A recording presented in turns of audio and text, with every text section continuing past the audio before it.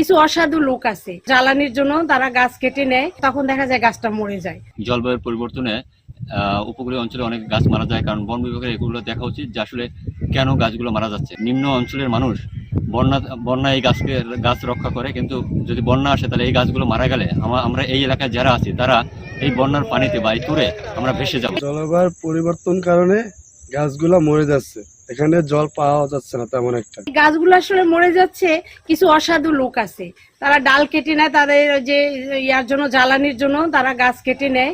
আর এই কাটার জন্যই কিন্তু অনেক ডাল যদি না থাকে গাছে, তখন দেখা যায় গাছটা মরে যায়। এখন জলবায়ু পরিবর্তনের কারণে কিন্তু আমাদের বৃষ্টিপাতের পরিমাণ কিন্তু অনেক কমে গিয়েছে এবং সাগরের লবণাক্ততাও কিন্তু বেড়ে গিয়েছে।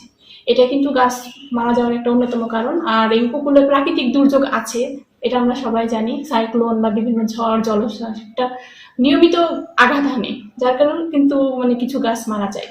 আমরা আসলে বন বিভাগের পক্ষ থেকে এগুলোকেই প্রধান কারণ হিসেবে দেখছি। উপকূলে যে নতুন জেগে ওঠা চর বা যে জায়গাগুলো ধ্বংস হয়ে গেছে, গাছ মারা গিয়েছে, ফাঁকা হয়ে গিয়েছে, এই জায়গাগুলো প্ল্যান্টেশন করার জন্য কিন্তু আমরা একটা চাহিদা দিয়েছি।